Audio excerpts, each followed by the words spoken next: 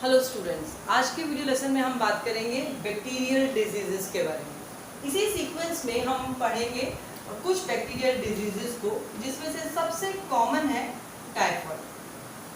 Typhoid जो है बच्चों एक बैक्टीरियल डिजीज है। आप सबको पता होना चाहिए कि इसके पॉजिटिव एजेंट जो बैक्टीरिया होता है उसका नाम होता है salmonella typhi. Salmonella typhi, salmonella typhi. क्या ये नाम मैंने सही लिखा है? नहीं। जब भी आप कोई भी बॉटनिकल या जोलॉजिकल नेम या साइंटिफिक नेम लिखते हो, बाय हैंड रिटन अगर होता है तो उसको अलग अलग अंडरलाइन करिए, और अगर आप टाइप करते हैं तो उसको इटैलिक में रखिए। तो साल्मोनेला टाइफी जो है वो टाइफॉइड कॉज करता है। इसका जो मोड ऑफ ट्रांसमिशन होता है MOT, वो होता है through contaminated food and water.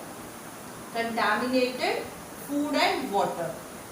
जो साल्मोनेला टाइफी है वो कंटामिनेटेड फूड एंड वाटर के थ्रू एक पर्सन के अंदर एंटर करता है, और उसके बाद में वो उसके अंदर टाइफॉइड नाम का फीवर कॉज करता है। टाइफॉइड के कुछ सिम्टम्स होते हैं, जैसे हाई फीवर होना, बॉडी पे रैशेस हो जाना, थ्रोट जो टंग होता है और थ्रोट वाला जो आपका माउथ पोर्शन है पूरे में स्वेलिंग आ जाती है, ड्राइनेस फील होता है और हेडेक रहता है बहुत ज़्यादा। ये सब टाइफॉइड के सिम्टम्स हैं। टाइफॉइड को ट्रीटमेंट के लिए पहले टाइफॉइड के लिए टेस्ट करवाया जाता है, और उस टेस्ट का नाम होता है Widal test. Widal test is prescribed for the typhoid. अगर विडाल टेस्ट किसी का पॉजिटिव आता है तो मतलब the person is suffering from typhoid. Now उसकी ट्रीटमेंट की जाती है, टाइफॉइड के लिए मेडिसिन दी जाती है और ये कंट्रोल हो जाता है। तो आपको जो लर्न रखने लायक चीज है वो है एक तो नेम ऑफ द बैक्टीरिया, एक टेस्ट का नाम, और एक MOT क्या है, उसका मोड ऑफ ट्रांसमिशन क्या है। चलिए बच्चों, दूसरी बैक्टीरियल डिजीज देखते हैं जो कि है ट्यूबरकुलोसिस, या जिसको हम नॉर्मल लेमन लैंग्वेज के अंदर we call it TB। Second is tuberculosis. Tuberculosis is a very deadly disease, बहुत डेंजरस डिजीज होती है, और इसका जो पॉजिटिव एजेंट है वो है bacteria Mycobacterium. The name of the bacteria is Mycobacterium. ये बैक्टीरिया ट्यूबरकुलोसिस डिजीज कॉज करता है, और ट्यूबरकुलोसिस के अंदर में जो मोड ऑफ ट्रांसमिशन है इसका, कि डिजीज कॉजिंग एजेंट यानी कि जो बैक्टीरिया है वो कैसे आता है ह्यूमन बॉडी के अंदर में, तो ये आता है थ्रू एयर। डायरेक्ट कॉन्टैक्ट के थ्रू आता है, थ्रू एयर। जब कोई इन्फेक्टेड पर्सन है, इन्फेक्टेड पर्सन जब स्पिट करता है या जब स्नीजिंग होती है तो उसके माउथ और नोज से जो पार्टिकल्स बाहर निकलते हैं उनके अंदर में वो बैक्टीरिया भी प्रेजेंट रहता है, और पर्टिकुलर जोन के अंदर में जो भी पर्सन इनहेल करता है उस एयर को, उसके अंदर वो बैक्टीरिया चला जाता है। तो TB जो है उसका ट्रांसमिशन जो होता है थ्रू एयर हो रहा है। तो TB का जो पेशेंट है it needs to be quarantine, उसको आइसोलेटेड रखा जाता है, उसको हमेशा अलग रखा जाता है ताकि वो स्प्रेड ना हो दूसरों के अंदर में। TB का जो बैक्टीरिया है बच्चों वो सीधा एंटर करता है लंग्स के अंदर, रेस्पिरेटरी सिस्टम के अंदर। जब वो लंग्स में जाता है और वहाँ पर अपना डिवीजन करता है, अपनी नंबर्स बढ़ाता है और कॉलोनीज बना लेता है खुद की, और वहाँ पर वो लंग्स के अंदर में धीरे धीरे लंग्स को स्पॉइल करना शुरू करता है। TB का जो पेशेंट होता है उसका सबसे बड़ा सिम्टम ये होता है कि वो बहुत थिन और लीन हो जाता है, बहुत कमज़ोर। तो उसके इतना थिन और लीन होने का कारण ये है कि जब बैक्टीरिया लंग्स के अंदर अपनी कॉलोनीज बना रहा है, लंग्स को खराब कर रहा है, तो the person is unable to take the fresh air. अब फ्रेश एयर या ऑक्सीजन अंदर नहीं आएगी तो क्या होगा? देखो, ऑक्सीजन अंदर नहीं आएगी तो उससे हम लोग ने रेस्पिरेशन पार्ट पढ़ा था, ऑक्सीजन अगर नहीं आती है तो रेस्पिरेशन प्रोसेस में अफेक्ट होता है। रेस्पिरेशन और ब्रीदिंग दोनों डिफरेंट चीजें हैं। रेस्पिरेशन का मतलब होता है breakdown of the food and release of the energy in the presence of oxygen inside human body. तो जो ग्लूकोज है वो ऑक्सीजन की प्रेजेंस में ब्रेकडाउन होकर एनर्जी और कार्बन डाइऑक्साइड और वाटर रिलीज करता है।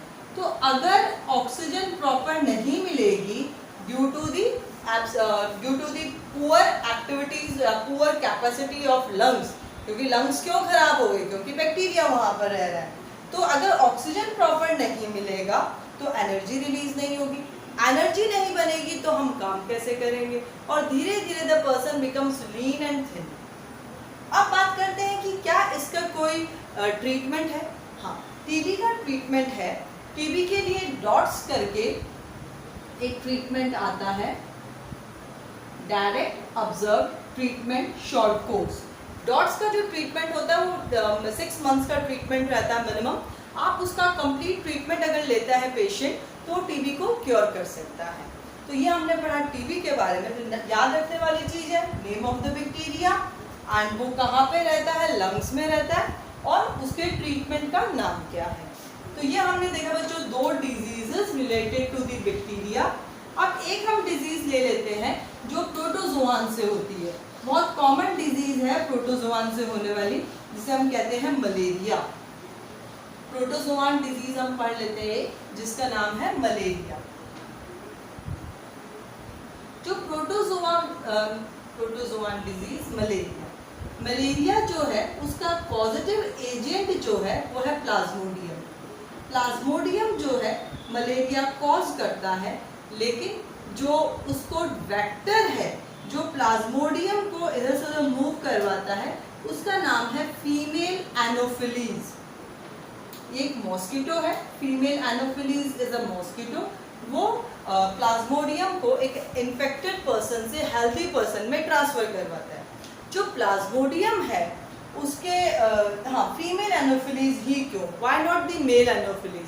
जो मेल एनोफिलीज होते हैं उनके जो माउथ के पार्ट्स होते हैं, बिटिंग पार्ट्स होते हैं, they are not capable of piercing the human skin. वो ह्यूमन स्किन को बाइट नहीं कर सकते हैं, लेकिन फीमेल एनोफिलीज के माउथ पार्ट्स इतने कैपेबल होते हैं। इसलिए फीमेल एनोफिलीज जो है वही प्लाज्मोडियम को इन्फेक्टेड पर्सन से हेल्दी पर्सन में ट्रांसफर करते हैं। फीमेल एनोफिलीज जब ट्रांसफर करते हैं, जो प्लाज्मोडियम है उसकी जो पूरी लाइफ साइकिल होती है वो 2 होस्ट के अंदर रन होती है, एनोफिलीज में भी और ह्यूमन बॉडी के अंदर में भी, और वो अपनी पूरी साइकिल कंप्लीट करता है। और प्लाज्मोडियम मलेरिया फीवर की वजह से फीवर हाई रहता है, बॉडी टेम्परेचर बढ़ जाता है, वी फील अनईजीनेस, और इसकी मेडिसिन रहती है हाइड्रोक्सीक्लोरोक्विन या कुनाइन जिसको बोलते हैं। वो मेडिसिन से मलेरिया जो है वो ट्रीट हो जाता है। तो जो आज के लेसन में हमने देखे बैक्टीरियल एंड प्रोटोजोआन डिजीज। आज आपका चैप्टर जो why do we fall in है अब खत्म होता है। नेक्स्ट लेसन में हम फिजिक्स के पार्ट देखेंगे।